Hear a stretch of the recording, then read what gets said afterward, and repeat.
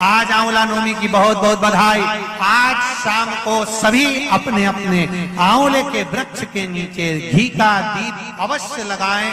बन सके तो कनक धारा स्तोत्र का पाठ करें, ना बन सके तो श्री शिवाय नमस्तुभ्यम की माला जाप अवश्य करें और अपने जीवन को धन्य बनाएं। सभी को आंवला नवमी की बहुत बहुत बधाई। आंवला नवमी की कथा में एक प्रसंग आता है। आंवला नवमी का पूजन आपको करना आता है। व्रत करने वाली माताएं व्रत करती है, आंवले के पेड़ के नीचे जाकर पूजन करना, भोजन करना, आंवले का वृक्ष की छाया में बैठना, उस दिन किसी को अपशब्द ना कहना, आंवले की पूजन कर कर अपनी झोली को पसार कर चीटी उंगली और अंगूठे से आंवले की छाल को थोड़ा सा पल्लू में गिरा लेना, उस छाल को ले जाकर अपनी बरकत में, अपनी अलमारी में, अपनी तिजोरी में रख देना। यह आंवला नवमी की पूजन का विधान है संपदा के। कि आंवला नवमी के दिन आंवले के पेड़ के नीचे घी का दिया लगाकर मध्याह्न से पहले, दोपहर के 12 बजे से पहले आंवले के पेड़ के नीचे आंवला नवमी के दिन कार्तिक के महीने में स्कंद पुराण कहती है, जो घी का दिया लगाकर पूजन कर कर अपना पल्लू पसार कर आंवले के वृक्ष की डाली में से उस पे लगी हुई थोड़ी सी छाल को अपनी अंगूठे और चीटी उंगली से अपने पल्लू में गिराकर ले जाकर लाल कपड़े में हल्दी के साथ अपनी तिजोरी में, अलमारी में रख लेता है। उसके घर में कभी बरकत की कमी नहीं होती, उसके घर में कभी संपदा की कमी नहीं होती, उसके घर में धन, वैभव, सत्ता बढ़ती है। कि आंवला नवमी के दिन शाम के समय पर आंवले के वृक्ष के नीचे घी का दिया लगाकर कनक धारा स्तोत्र का पाठ अवश्य करें। नहीं आता हो तो मोबाइल पे उसको सुने, पर एक बार आंवला नवमी के दिन आंवले के वृक्ष के नीचे कनक धारा स्तोत्र का पाठ चाहे संस्कृत में चाहे हिंदी में करना चाहिए। उससे साल भर लक्ष्मी की कमी नहीं आती और आनंद का अनुभव होता है। व्यक्ति को रोग सताता ही रहता है, सताता ही रहता है, बीमारी आती रहती है, जा ही नहीं रही होती है, तो उसको कुछ नहीं करना चाहिए। आंवले के वृक्ष के नीचे आंवला नवमी के दिन दूध चढ़ा देना चाहिए, फिर बीमारी दूर हट जाती है, व्यक्ति बीमार ही नहीं पड़ता। जिसको निमोनिया हो, श्वास की बीमारी हो, दमे की बीमारी हो, किडनी और लीवर से जुड़ी हुई बीमारी हो, उसके लिए सबसे अच्छी चीज है महाराज। चलने में हापड़ी भरा जाए, चलने में दम भरा जाए, तो आप आंवले के वृक्ष के नीचे दूध चढ़ाओ आंवला नवमी के दिन, काया ठीक होती है। तो इसलिए आंवला नवमी का उद्यापन करने वाली माताएं जब आंवला नवमी के व्रत का उद्यापन करती है तो आंवले के वृक्ष के नीचे ही ब्राह्मण ब्राह्मणी का भोजन कराया जाता है, घर के अंदर नहीं। घर के अंदर भोजन नहीं कराते।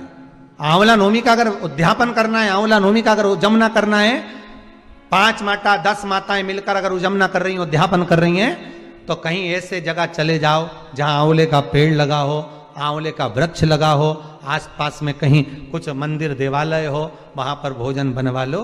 वहीं पर आंवले के वृक्ष के आसपास में ही कहीं वहीं पर ब्राह्मण ब्राह्मणी का भोजन कराकर, चांदी का आंवला बनवाकर, चांदी का नहीं हो तो असली का जो आंवला होता है उसका दान दे देना चाहिए, पर करना चाहिए।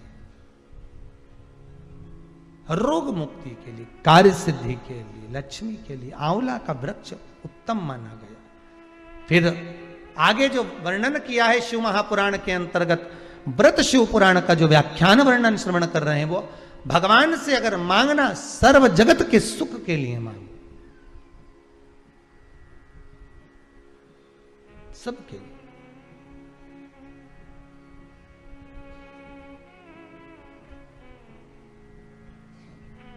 और जब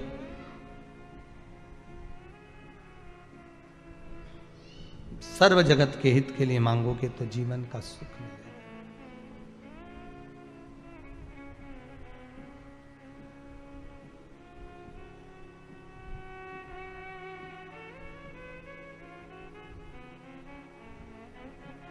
भोलेनाथ तेरी काशी पागल कर जाती है,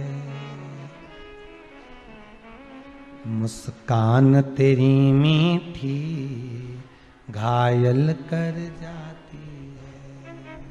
भोले तेरी काशी पागल कर जाती है, मुस्कान तेरी मीठी घायल कर जाती है।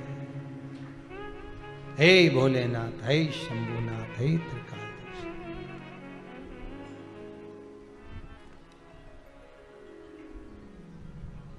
तेरी कृपा कुछ ऐसी है, तेरी दया कुछ ऐसी है। शंकर भोलेनाथ ओघड़दानी की कथा कर रही है। व्रत कार्तिक महत्तम कहता है, कार्तिक के महीने में सबसे बड़ा अगर व्रत का कोई नियम है तो केवल एक नियम सबसे बड़ा है, सुबह ब्रह्म मुहूर्त स्नान करना, और दूसरा दीप लगाना, दिया प्रज्वलित करना, दीपक लगाना। दीप दान से बड़ा कार्तिक के महीने में कोई दान का वर्णन नहीं है जितना दीप दान का वर्णन कार्तिक महीने।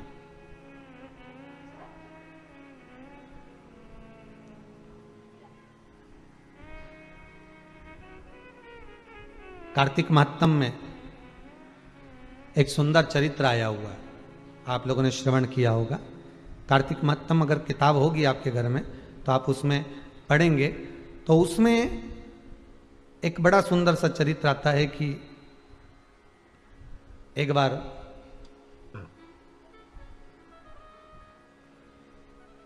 जलंधर को मारने के लिए भगवान शंकर पहुंचे थे, वृंदा के पति।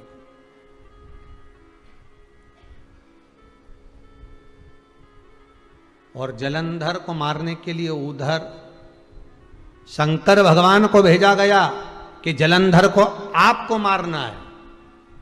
शिव जी ने कहा ठीक है, पर इसकी वृंदा जो पत्नी है इसका सातित्व डिगेगा तब तो जलंधर मरेगा।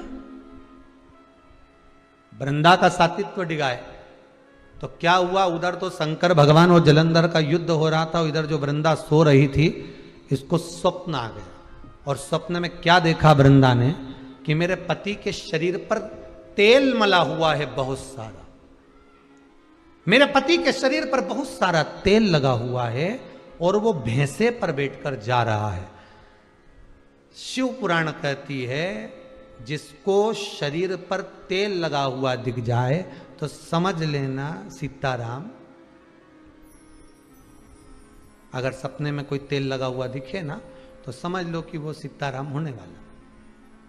भैंसे पे जाता हुआ नजर आए तो समझ लो ये बुरे सपने, ये कोई श्रेष्ठ सपने नहीं है। लोहे का मुकुट पहना हुआ दिखे समझ लो बुरा सपना।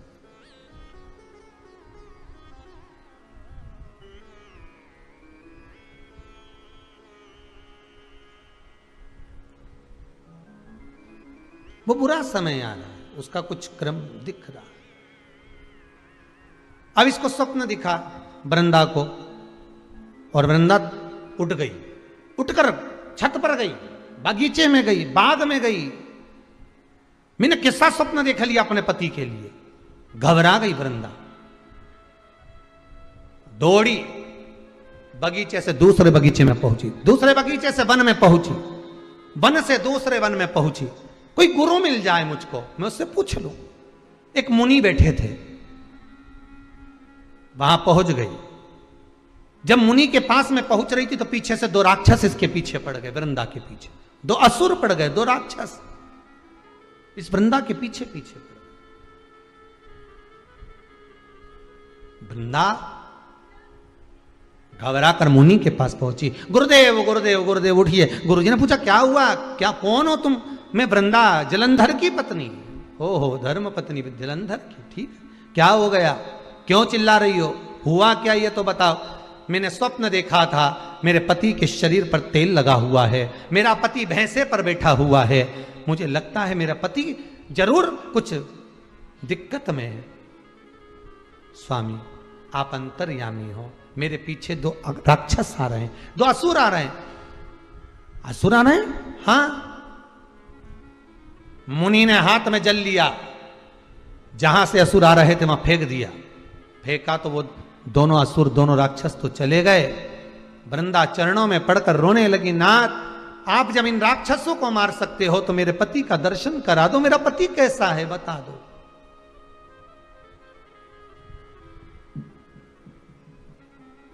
मुनि ने कहा तुम्हारा पति मर चुका है, वृंदा देवी तुम्हारा पति मर चुका है, उसके प्राण छूट चुके हैं। अगर मेरा पति मर गया है तो उसका शीश का दर्शन कराओ मुझे, आप मुनि हो। मुनि ने हाथ में जल लेकर छोड़ा, दो बंदर आ गए।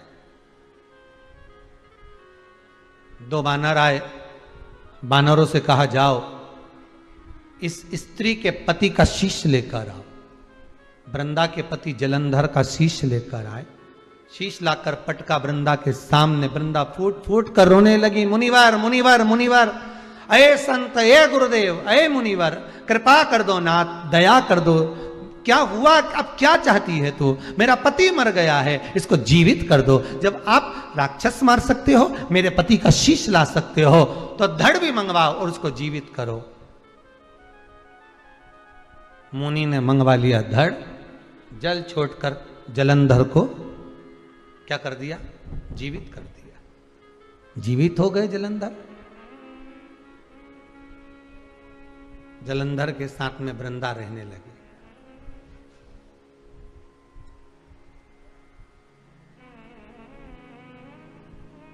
पांच दिन तक वृंदा अपने घर नहीं गई, जलंधर के साथ वन में ही रह रही है। भगवान शिव ने भगवान विष्णु से कहा था इसका सात्वित्व बड़ा प्रबल है, सात्वित्व डिगेगा तब जलंधर मरेगा। और वृंदा 5 दिन से जलंधर के साथ में रह रही। सात्वित्व डिग गया, जलंधर को शिवजी ने मार दिया। कटा हुआ शीश वन में आकर गिरा उस वृंदा के सामने। रो पड़ी, ये क्या है, आप कौन हो जो मेरे साथ में रह रहे हो, मेरे अपने बनकर रह रहे हो। अभी कथा में कहा था दुख आता है ये दिखाने के लिए आता है कि अपनों में कितने गैर हैं और गैर में कितने अपने, ये दिखाने के लिए आता। आप कौन? भगवान विष्णु ने अपना असली स्वरूप दिखाया, मैं हूं। मतलब मुनि भी आप बने थे, छल भी आप नहीं करा, वो राक्षस भी आपके थे, बंदर भी आपके थे। वृंदा की आंख में आंसू भर गए, नाथ नारायण बड़ी गजब कृपा करी है आपने मेरे ऊपर, मेरा सात्वित्व डिगाकर मेरे पति के प्राणों को हर लिया, मैं श्राप देती हूं नाथ। जैसे आपने मेरे साथ छल कर आप मृत्यु लोक में जब जाओगे, राम बनकर प्रकटोगे, तब सीता भी छली जाएगी। बंदर ने मेरे पति का शीश ला कर दिया है, सूचना भी बंदर ही ला कर देगा आपको।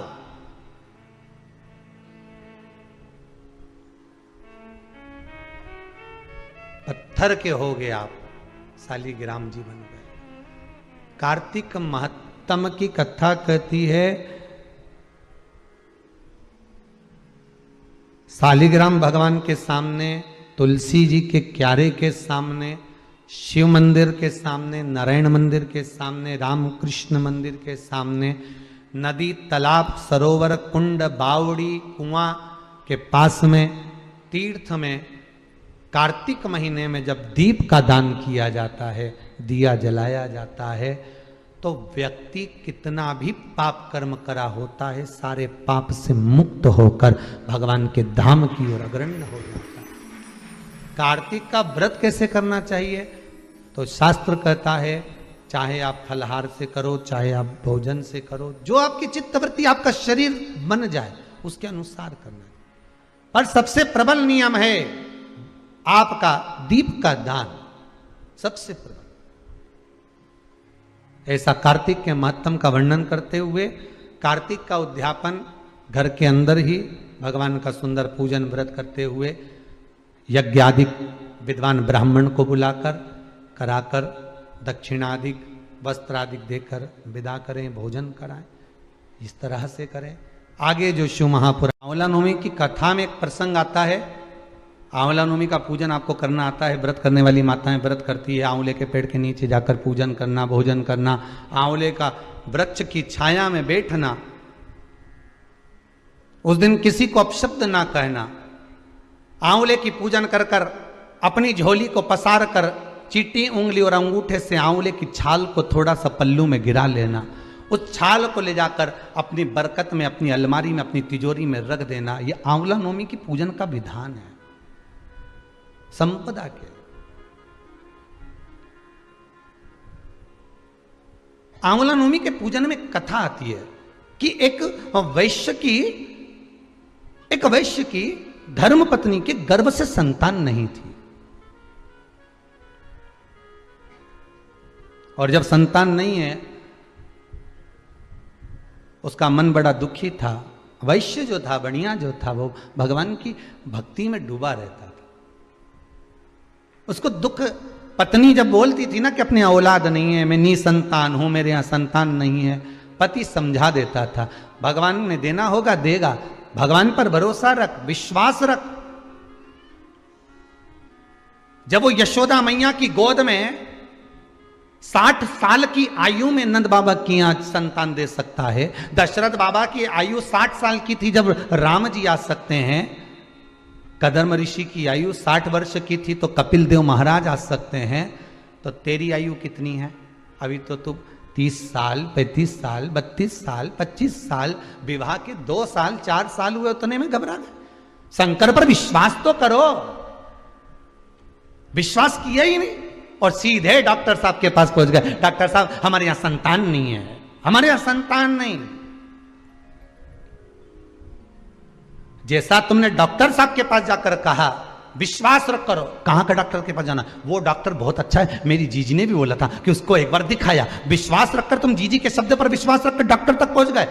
डॉक्टर ने जो कहा तुमने करा, तो एक विश्वास शंकर पर भी तो करो कि मैं शिव के पास जाकर कहूंगा, मैं शंकर से निवेदन करूंगा। मैंने शिव महापुराण में सुना है कि जब नारी का गर्भ नहीं ठहरता तो सफेद आंकड़े की जड़, जो आंकड़े का फूल शिव जी को चढ़ता है सफेद, उसी आंकड़े की जड़, सफेद आंकड़े की जड़, आंख की जड़ को शंकर के शिवलिंग पर से 21 बार तुम्बरुका जी का नाम लेकर घुमाकर मंदिर में ही स्त्री रजस्वला धर्म के 7वें दिन मंदिर में ही कमर पर बांध ले और एक पीपल का पत्ता शिव जी को चढ़ाकर प्रतिदिन गाय के दूध में उकाल कर पति पत्नी रोज उस दूध का पान कर कर पी कर सोए, क्यों ना संतान देगा। उसका विश्वास जितना डॉक्टर पर करा उतना विश्वास शंकर पे भी तो करो, शिव पर भी तो करो।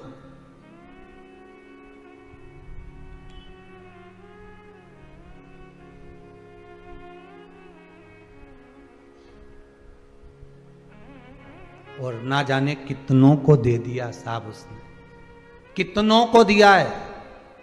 अगर इस कुबेरेश्वर महादेव के मंदिर में एक रजिस्टर रख देते ना कि जिनके यहाँ संतान नहीं उनके यहाँ संतान बाबा ने दी, तो वो यहाँ सिग्नेचर कर कर चले जाते। इतने इतने ढेर, पर विश्वास रख कर मांगोगे तो दुनिया की कौन सी खुशी है जो बाबा नहीं दे सकता, वो सब लुटा देता साहब। ऐसा कौन सा सुख है जो ना देगा मेरा शंभू? ऐसा कौन सा सुख है जो ना दे मेरा शंकर?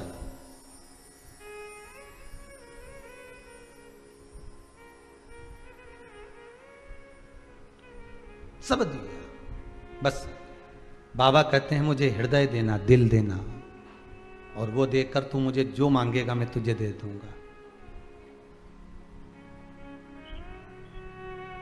जो मांगेगा।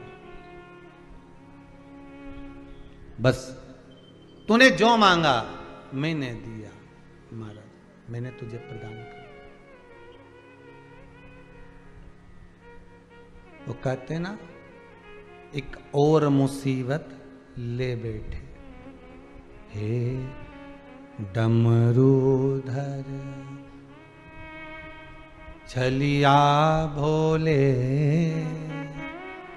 हम भी तुमको दिल दे बैठे हैं।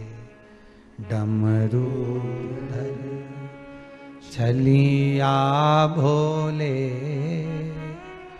हम भी तुमको दिल दे बैठे।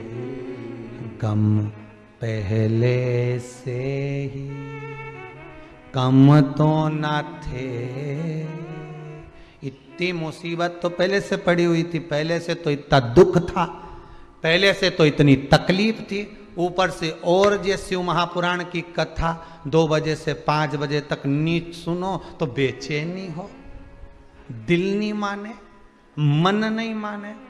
गम पहले से ही कम तो न थे, और एक मुसीबत ले बैठे। डमरूधर छलिया भोले, हम भी तुमको दिल दे। बस ये मन ही दिया है, ये दिल ही दिया है। दिल तुझको दिया ओ भोलेनाथ, दिल तुझको दिया ओ भोलेनाथ, दिल तुझको दिया ओ भोलेनाथ, दिल तुझको दिया ओ भोलेनाथ। मेरे ओ भोलेनाथ, ओ भोलेनाथ, मेरे ओ भोलेनाथ, ओ भोलेनाथ, मेरे ओ भोलेनाथ, ओ भोलेनाथ,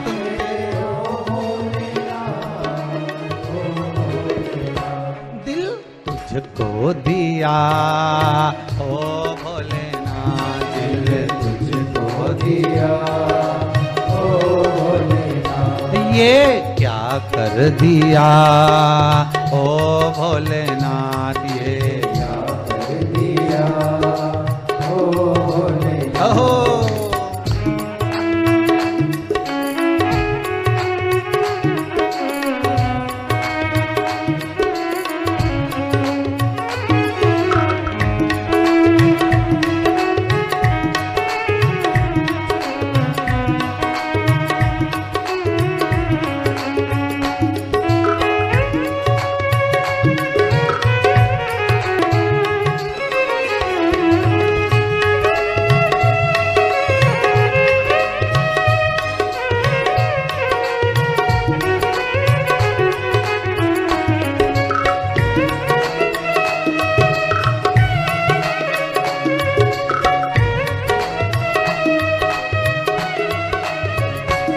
मैं तो बैठी थी गंगा किनारे, मैं तो बैठी थी गंगा किनारे, मैं तो बैठी थी गंगा किनारे, मैं तो बैठी थी गंगा किनारे, मैं तो बैठी थी गंगा किनारे, मैं तो बैठी थी गंगा किनारे, मैं तो बैठी थी गंगा किनारे, मैं तो बैठी थी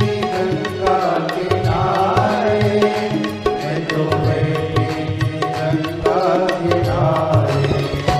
आके दर्शन दिया ओ भोलेनाथ, आके दर्शन दिया ओ भोलेनाथ, दिल तुझको दिया ओ भोलेनाथ, दिल तुझको दिया ओ भोलेनाथ। ये क्या कर दिया ओ भोलेनाथ, ये क्या कर दिया ओ भोलेनाथ। मेरे ओ भोलेनाथ, ओ भोलेनाथ, मेरे ओ भोलेनाथ, ओ भोलेनाथ, मेरे ओ भोलेनाथ, ओ भोलेनाथ मेरे ओ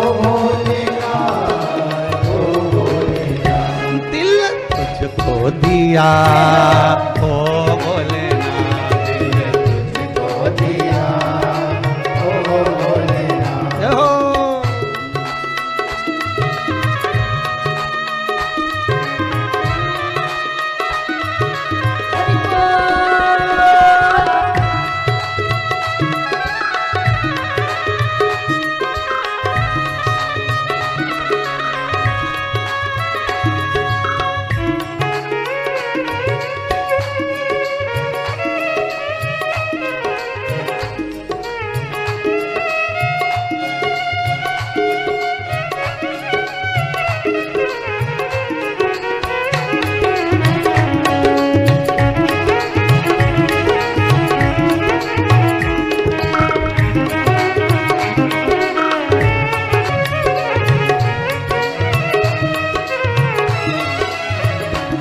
तेरे चरणों में ध्यान लगाया, तेरे चरणों में ध्यान लगाया, तेरे चरणों में ध्यान लगाया, तेरे चरणों में ध्यान लगाया, तेरे चरणों में ध्यान लगाया, तेरे चरणों में ध्यान लगाया, तेरे चरणों में ध्यान लगाया, तेरे चरणों में ध्यान लगाया, मुझे अपना लिया ओ भोलेनाथ, मुझे अपना लिया ओ भोलेनाथ, मुझे अपना लिया ओ भोलेनाथ, मुझे अपना लिया ओ भोलेनाथ, दिल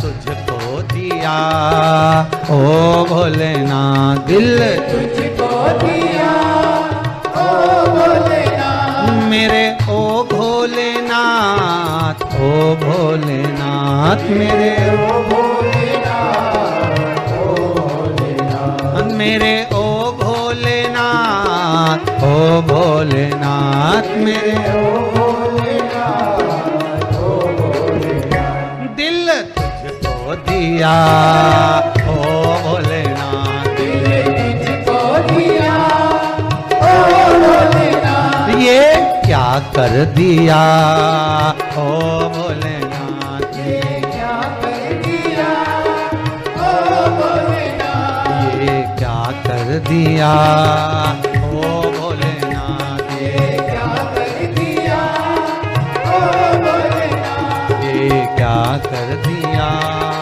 ओ भोलेनाथ, ये क्या कर दिया ओ भोलेनाथ। हृदय दे दो उसको, दिल परमात्मा को दो।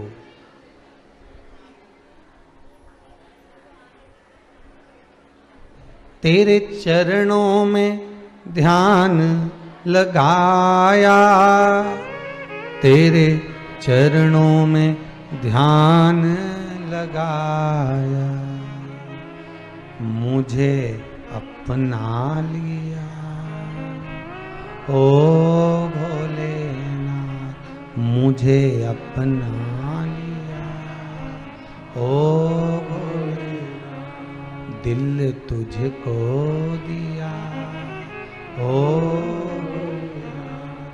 भगवान को हृदय दे दो, मन दे दो। जिस पानी का पात्र लेकर जाते हो, पूजा की थाली लेकर जाते हो, ऐसे विश्वास लेकर भगवान के पास जाओ। और बनिया वैश्य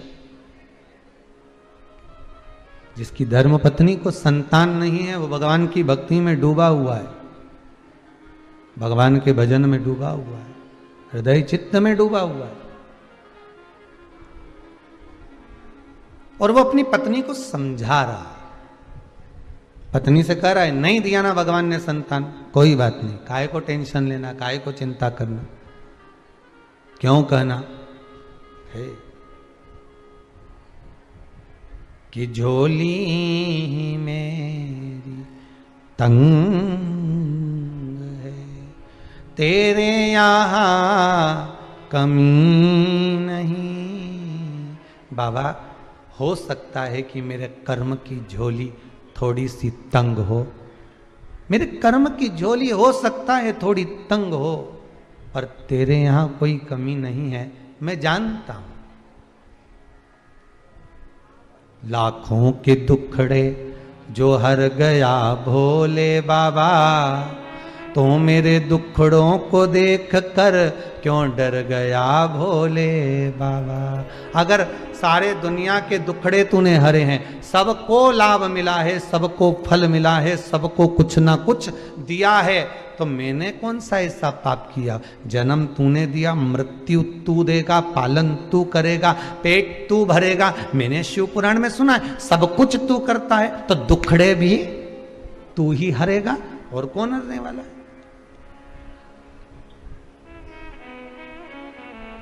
वैश्य ने अपनी पत्नी से कहा, तुम चिंता मत करो, छोड़ दो उसका। अब पत्नी गई किसी जगह पर, वही बीच वाले, पत्नी गई किसी के यहां और जाकर पूछी आई कि साहब संतान नहीं हो रही है, उसके लिए क्या करना चाहिए? तो कहीं के ने कह दिया,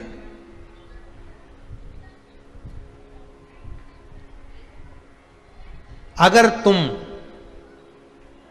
किसी एक बच्चे की बलि दोगी तो फिर तुम्हारे घर में संतान होगी। अब पत्नी ने पति को कहा, मैंने पूछा है, अभी ऐसा चल रहा है, जब दुख की घड़ी आती है ना, तकलीफ आती है मनुष्य को, तो वो 10 जगह जाकर पूछते हैं, अभी तकलीफ बहुत सारी है, तो 10 जगह जाएंगे, साहब पत्रिका देखो, साहब ये देखो, साहब कौन सा नक, कौन सी बीठी, कौन सा काम क्या करें, तो 10 जगह पूछोगे, 10 जगह पर जाओगे। पत्नी भी गई वैश्य की, 10 जगह पर जाकर पूछा, 2-4 जगह कह दिया कि बलि चढ़ाओ, बच्चे की बलि दो, तब तुम्हारा गोद भरेगी, तब तुम्हारे यहाँ संतान होगी। उसने पति से कहा, पति ने कहा, ऐसा कोई होता है कि दूसरे की बलि दो ने अपने संतान, और दूसरे के बच्चे को मारकर अपने यहाँ बच्चे लेने से मतलब क्या हुआ? छोड़ दे, तू समाप्त कर ये बात। भगवान देगा तो दे देगा, नहीं देगा तो नहीं देगा। भगवान को जो देना होगा देगा, कुछ कारण होगा, कोई तो कारण हो सकता है कि एक झोली में फूल भरे हैं, एक झोली में कांटे, और तेरे बस में कुछ भी नहीं, वो बांटने वाला बांटे। कोई कारण हो सकता है, किसी कारण से व्यक्ति को नींद नहीं आती। रिटर्न बटन, किसी कारण से व्यक्ति को नींद नहीं आती, किसी कारण से व्यक्ति जाग जाता है। धन का बिस्तर मिल जाए पर नींद को तरसे नींद, अरे धन का बिस्तर मिल जाए पर नींद को तरसे नींद, और कांटों पर भी सोकर आए, अरे कांटों पर भी सोकर आए, किसी के मन को चैन, अरे कोई कारण होगा, अरे कोई कारण होगा। नाग भी डस ले तो मिल जाए किसी को जीवन दान। एक्सीडेंट इतना बड़ा हुआ, बच गया, ऊपर से गिरा बच गया, पानी में डूबा बच गया, कोरोना महामारी हो गई, 90% शरीर बेकार तो भी बच गया। सांप भी डस ले तो मिल जाए किसी को जीवन दान, और एक चींटी के कांटे से थोड़ी सी देर का बुखार आया, निमोनिया बिगड़ी गया, निपटी गया। बताओ, कोरोना में बच गया, निमोनिया से निपटी गया। कहीं नहीं हुआ था साहब, बुखार आया था मात, कहीं नहीं हुआ, रात के केवल मक्का की रोटी खाई थी, वही कहीं नहीं, बस बस जरा सा कुछ हुआ है, जरा सा। अंदर मुंह में बहुत तेज घाव हो गया। कैसे हो गया? मैंने कहीं नहीं खाया, कुछ नहीं खाऊं मैं तो, आड़ी टेढ़ी तो कहीं खाऊं नहीं, ये तुम्हारी सुपारी ने ये सब सामान तुम्हें खाऊं नहीं, फिर ना जाने मुंह में घाव कैसे हो गया, समझ में नहीं आ रहा, कुछ तो खाया होगा, ऐसे कैसे हो गया। तब मालूम पड़ा 15 दिन पहले चना खा रही थी और चना जो था यहां भर गई और जल्दी जल्दी सहेली से फोन पे बात करने के चक्कर में गाल को दमोच गई दांत से। अब वो दांत से दमोचा, वो बार बार वो कटा हुआ मुंह के अंदर आए, फिर कटा हुआ मुंह के अंदर आए, फिर कटा हुआ मुंह के अंदर आए, घाव होता चले गए। अब डॉक्टर के पास गई, सर बता दो क्या परेशानी। कहीं नहीं, ऐसे तो कोई प्रॉब्लम नहीं, पर चना अब मत खाना, अभी जो खाया अब मत खाना। नहीं खाऊंगी, आज के बाद हाथ नहीं लगाऊंगी, उसकी जगह मूंगफली का दाना सेक के खा जाऊंगी। तो मतलब तो एक ही दिया। अब सांप भी डस ले तो भाई मिल जाता है किसी को जीवन दान। एक चींटी काट खाए तो व्यक्ति मर जाता, तो मर गया।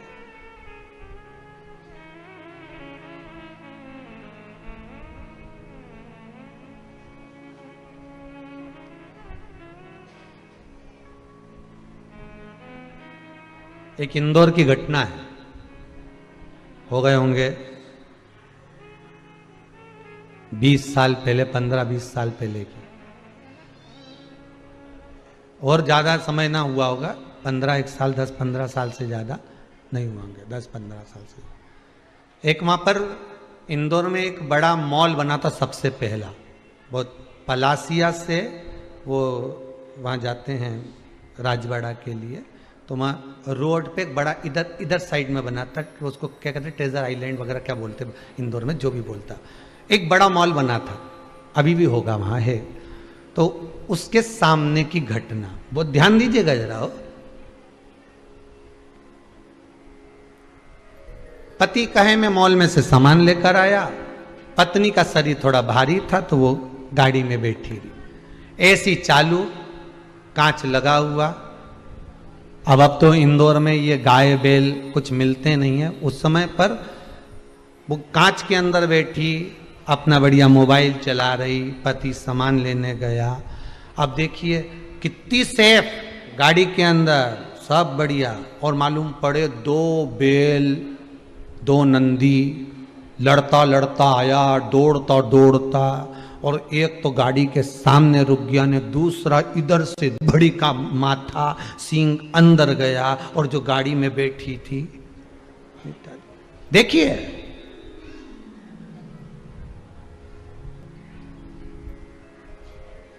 मृत्यु का कोई ठिकाना नहीं, समय घड़ी पल क्षण सब निश्चित है। आपके अच्छे समय का भी कोई आएगा, समय घड़ी पल भगवान लिखा है, दुख टालने का भी समय भगवान लिख कर रखा है। हमारे यहां सीधी सीधी भाषा में कहते हैं घोड़े के भी दिन फिर जाते हैं। घोड़ा मतलब कचरा घर, कचरे घर के भी दिन फिर जाते हैं। जहां लोग कचरा फेंकते थे वहां पे बिल्डिंग बन जाती है, कुछ सालों बाद बिल्डिंग बन गई। तो जब जहां कचरा फेंकते थे वहां मकान बन गया, बिल्डिंग बन गई। जिस प्लाट में तुम्हारा गंदा पानी जाता था वहां मकान बन गया, इतना जोरदार बना। तुम्हारे अड़ोस पड़ोस में देखो क्या जोरदार बन गया। तो जहां कचरा फेंकते थे, झाड़ू लगा के सारा सामान फेंक के आते थे, नहीं सारा कचरा में पड़ा रहता ना, वहां जोरदार बंगला बन सकता है। तो अपने हृदय में, अपनी चित्तवृत्ति में, अपने दिल में ये बात उतार कर रखना कि कितना भी दुनिया कचरा पटक दे और कितना भी दुख मिल जाए, एक ना एक दिन बंगला तो बन ही जाएगा, यह पक्का है। घोड़े के भी दिन फेर देता है वो देव अधिदेव महादेव। दुनिया कचरा फेंक रही है, उस प्लांट का भी दिन फिर जाता है, बंगला बन जाता है, उसकी भी कीमत बढ़ जाती है एक दिन। तो उसने तुम्हें पैदा करा है, उसने जन्म तुम्हें दिया है, माता के गर्भ से तुम पैदा हुए हो, और उस परमात्मा ने तुमको जन्म दिया है, तो क्या तुम्हें ऐसे ही छोड़ देगा? दिन तो तुम्हारे भी फेरेगा रे।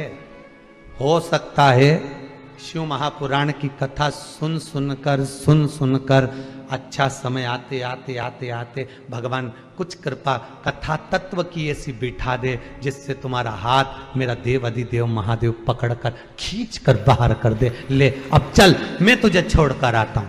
कहां जाना है, कितनी सीढ़ी चढ़ना है, कितना ऊपर चढ़ना है, बस छल मत करना, बेईमानी मत करना, कपट मत करना, झूठ मत बोलना, प्रपंच मत करना। शंकर कहते हैं हाथ पकड़कर मैं छोड़कर आऊंगा और फिर निवेदन करूंगा।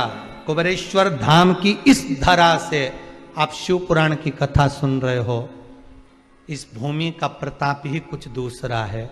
इस भूमि से जहां से आप कथा सुन रहे हो, सारे तीर्थ गए होगे माना, सब जगह गए होगे माना, पर बाबा जब ये लॉकडाउन हटा दे, इस भूमि पर अभी शिव नहीं बैठा, पर यहाँ का जो हृदय का सुख होगा वो शंकर ही दे सकता है। आपकी कामना वही पूर्ण कर सकता है। इस भूमि पर आने के बाद छल नहीं, कपट नहीं, बेईमानी नहीं, प्रपंच नहीं और झूठ नहीं, इस भूमि से जो मिलेगा वो आपका जीवन सार्थक कर सकता है। आस्था चैनल पर कथा सुन रहे हो, इस भूमि से सुन रहे हो, आपका जीवन सार्थक हो सकता है। बस कुछ पल, कुछ घड़ी, कुछ क्षण, 3 घंटा जब कथा सुनो, चित्त वृत्ति शिव में लगा लीजिए।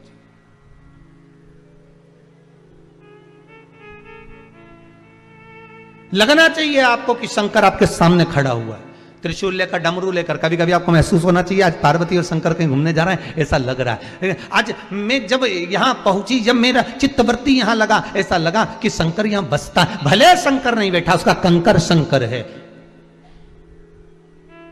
फूल ने, माला ने सब धरी की धरी रह जाए, कई मतलब कि हम तो सीधी सीधी बात कहें न, 50 रुपए की माला लेके आओ, थोड़ी देर महाराज जी के पिनाओ ने, पंडित जी तो 2 मिनट नहीं पहने बापड़ा, और यूं बस पिनाई ने उतार दी न। 50 रुपए सब धरा की धरा उधर पड़ा हुआ, वो पड़ी कोना में, और 50 रुपए की माला मां धरी।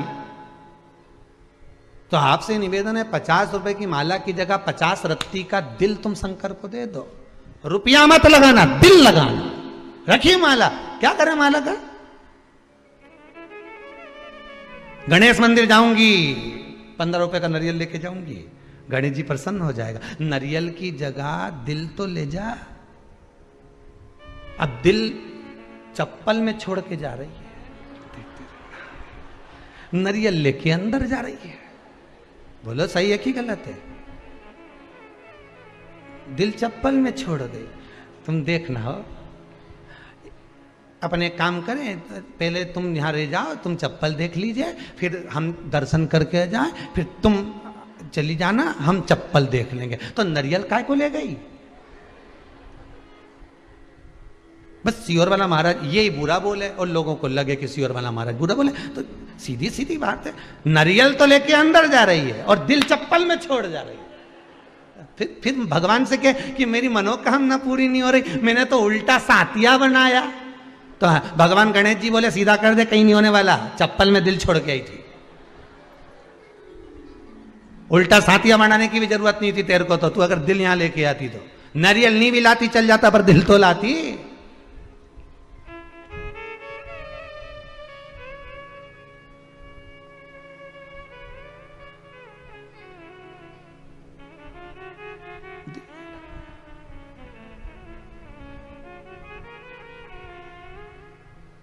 वहां भी खड़ी मंदिर में, तो भी धक्का दे उसको।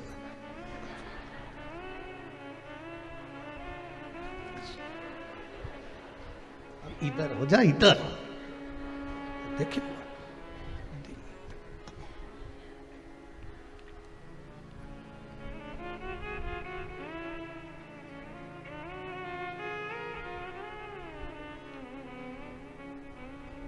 दिल से अगर मंदिर जाती ना तो ये कुछ भी नहीं करती। फिर तो जब उसको दर्शन, तुम तो छुपे रहो, उसके पीछे छुपे रहो, जो तुमको धक्का दे रही उसके पीछे छुपे रहो और उसको याद करते रहो। दिल से याद करना, वो पर्दे के पीछे कितना भी छुपा होगा, निकल कर दर्शन देगा कि आ गया है मेरा।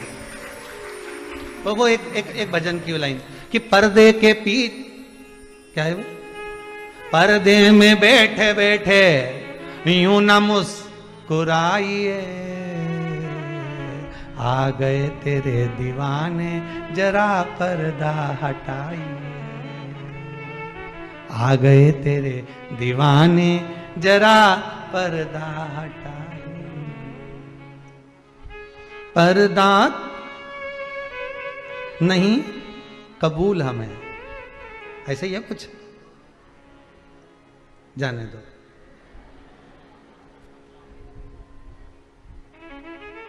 बस इतना समझ गए ना तुम। एक तो ये भजन वजन का चक्कर हमें पढ़े भी नहीं, सो तो आते भी नहीं बहुत सारे भजन। तो कई बार तो ये बच्चे लोग भी कहते हैं गुरुजी लिख लिख के देते हैं, इतना सारा दिया एक आध तो गाओ।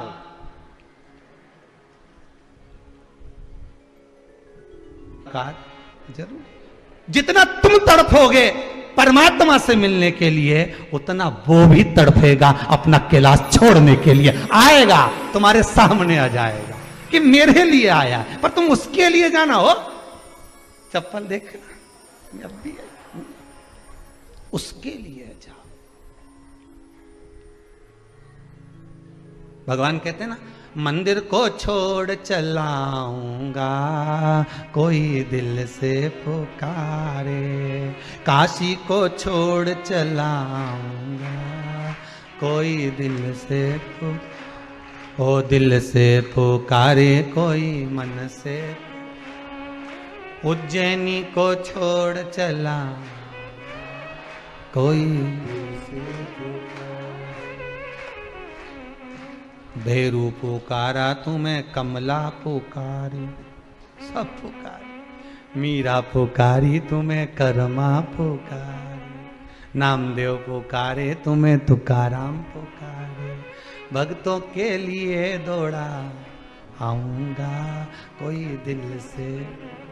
तुम पुकारो तो उसको मन से, दिल से, हृदय से। एक बार तुम बस ये मंदिर जाओ नहीं तो ये टेंशन छोड़ के जाओ, तुम्हारा दिल वहां मत लगा। आरती में खड़े हो और मन लगा के रखा है मात पिता,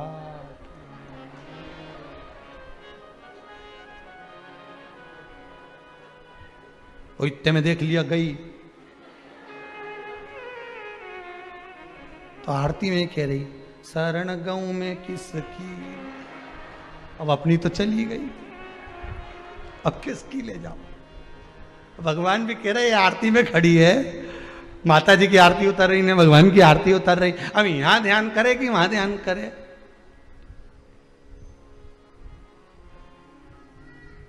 इसी चक्कर में तो प्रसाद आखिरी में बुलवाते हैं, क्योंकि कथा सुनते सुनते केला चित्त लग गया, हलवा आया, चित्त परमात्मा में लगा। उसका शिव महापुराण एक ही बात कहती है कि दिल भगवान को दे दो बस, फिर वो निपटे, फिर उसको निपटना। तुम एक बार हृदय लगाओ तो मोबाइल भी वही देगा और बैलेंस भी वही डलवाएगा। एक बार चित्त तो लगाओ उस परमात्मा से, सब कुछ कर देगा। धन दौलत संपदा सत्ता वैभव नाम सब वही दे। लगा या नहीं? वैश्य की पत्नी, आंवला नवमी की कथा, आंवला नवमी का व्रत कहता है, वैश्य की पत्नी ने माना नहीं पति का कहना, और आखिरी में उसके मन में बैठ गया कि मुझे संतान चाहिए। एक बच्चा कुएं में पानी खींचने गया था अपनी माता के कहने पर, ये पीछे से जाकर अपना नाम बोलकर धक्का दे दी कि इसको मैं बलि देती हूँ भगवान को, उसको, और मेरे घर संतान हो जाए। ये आ गई, आ तो गई, पर कुछ दिन बाद संतान तो नहीं हुई, पर पूरे शरीर पर कोढ़ हो गया, पूरा शरीर बेकार हो गया।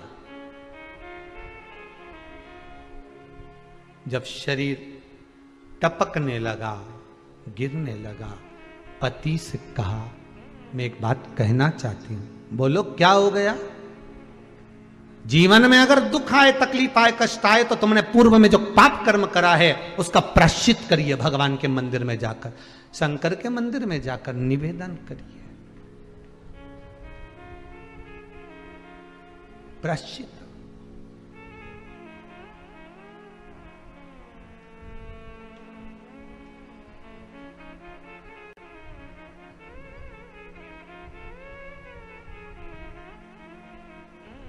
अब पति ने पूछा वैश्य ने, क्या बात है, क्या हुआ, क्या ये तो बताओ, क्या हुआ, हो क्या गया है, बोलिए क्या हुआ है। बात इतनी सी है, आपने तो मना करा था पर मैंने एक बच्चे की बलि दे दी थी, इसलिए मेरे शरीर में ये रोग हो गया, मुझे ऐसा लगता है, मुझे ऐसा महसूस हो रहा है।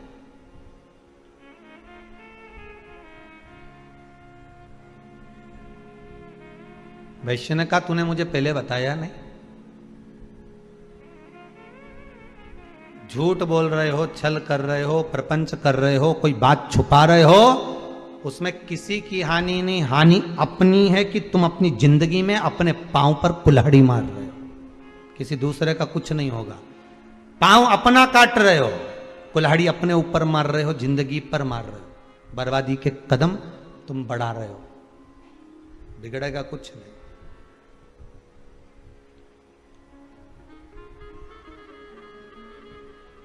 तूने अब बताया मुझे, पहले बताना था ना। जब व्यक्ति को दुख आता है ना तब कहता मैंने छुपाया था, मैंने झूठ बोला था, मैंने वो छल करा था, मैंने छुपा कर बैठा था, तब कहता है जब दुख आता है तब। वैश्य ने कहा ये बात मुझे पहले कहती तो मैं प्रायश्चित करवा देते। झूठ, छल, कपट, बेईमानी, प्रपंच की बात पहले ही प्रस्तुत कर दो, साहब ऐसा हो रहा है, साहब ऐसा चल रहा है, तो कुछ निर्णय निकल सकता है, भगवान माफ कर सकता है। पर छुपा छुपा छुपा छुपा छुपा पाप की इतनी बड़ी गुल्लक भर ली कि एक दिन वो गुल्लक फूटी तो शरीर का कष्ट हो गया, बीमारी हो गई, रोग हो गया। अरे तूने मुझसे छुपाया क्यों, बोल देती ना, तुम्हें सब कर सकता था, सब कुछ, सब कुछ कर सकता, तूने छुपाया क्यों, गलती हो गई। इसका प्रायश्चित तो कोई संत सदगुरु ही बता सकता है। गई अकेली चली गई गंगा के घाट पर, गंगा मैया के तट पर बैठ गई और तट पर बैठकर गंगा जी का स्मरण करने लगी, मां मैं पापी हूं, मेरा पाप धो दे दो। अपने पुत्र की कामना के लिए मैंने किसी की बलि दे दी। बहुत ध्यान देना महाराज, अपने सुख के लिए दूसरे का बुरा कभी मत सोचो।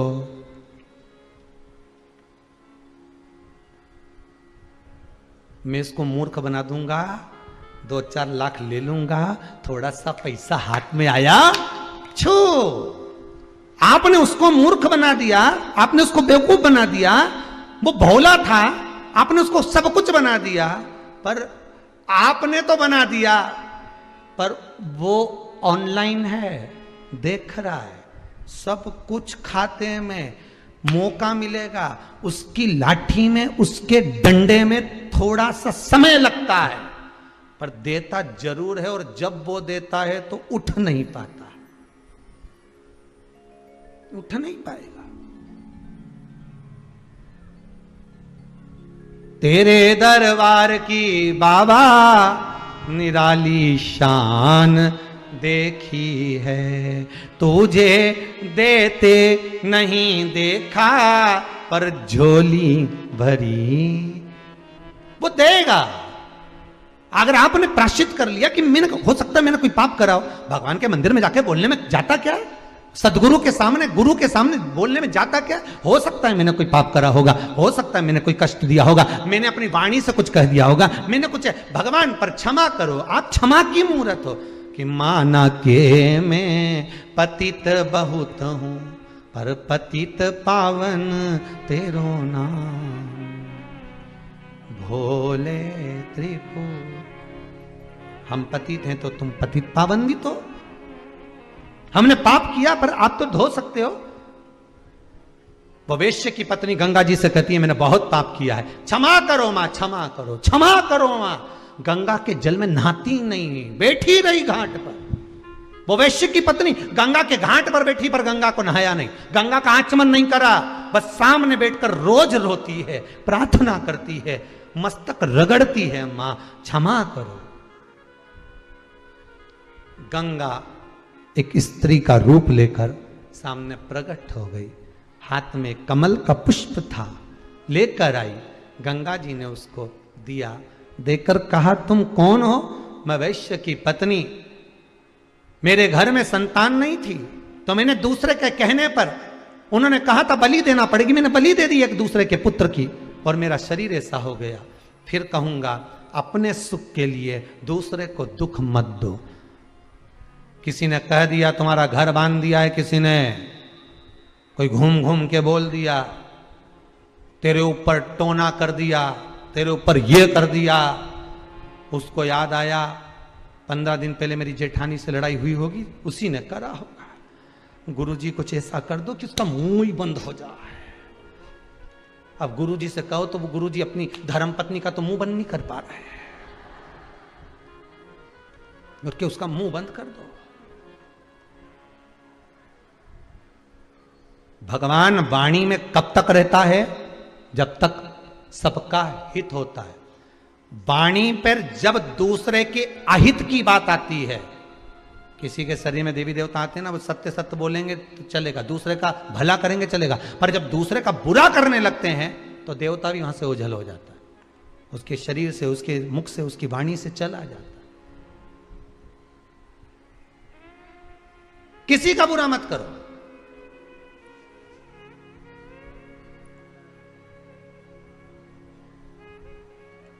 वो एक कथा है ना, शंकर जी के मंदिर में चोरी करने गया ना, उसको एक घंटा मिल गया, और घंटा लेकर आया, और भगवान ने कहा तू जितना मांगेगा इससे दुगना तेरे पड़ोसी के यहां जाएगा। तो उसने घंटे को उठाकर तिजोरी में रख दिया, मांगा ही नहीं, क्योंकि मैं मांगू और पड़ोसी का भला हो तो मैं काय को मांगू। भूखा मरने लगा तब पत्नी ने कहा घंटा देवता के निकाल लो, 2 अगरबत्ती लगाओ, मांग लो। उनने घंटा देवता के निकाल के 2 अगरबत्ती लगाकर कहा प्रैक्टिकल करके देखो, हमारे घर में 2 तरह का भोजन आ जाए, पड़ोसी के यहाँ 4 तरह का रखा था। इसने कहा बिल्कुल मत मांगना, मैं ज्यादा जारिया है। पत्नी बोली तुम्हारे ऐसे रहने से तो भूखे मर जाऊंगी, तुम चिंता मत करो, आज मैं मांगती हूं। घंटा देवता हमारे घर में एक कुआं खुद जाए, पड़ोसी के घर में 2 खुद गए बेचारे के घर। हे घंटा देवता हम दोनों पति पत्नी की एक एक निपट जाए। अब इनकी तो एक गई, बापड़ा उनकी 2 ही चली गई, और कुआं में डूब भी गए। क्यों बुरा चाहें हम किसी के?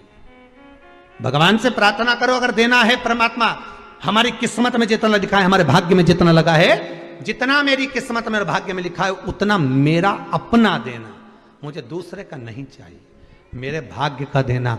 मेरी किस्मत में नौकरी लगी हो नौकरी देना, जॉब लगा हो जॉब देना, सर्विस लगी हो सर्विस देना, बिजनेस लगा हो बिजनेस देना, फैक्ट्री लगी हो फैक्ट्री देना, पर खाली मत रखना।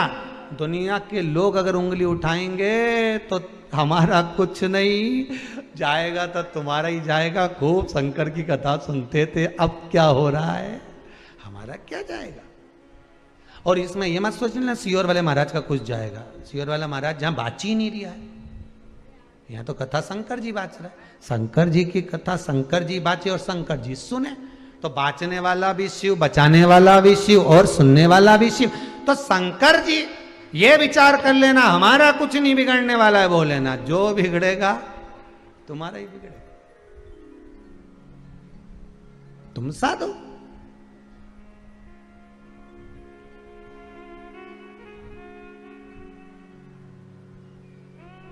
दर से अगर लौटूंगा यूं खाली, तो दुनिया उंगली तुम पर उठाए, हमारा क्या जानने वाला, नहीं चाहिए।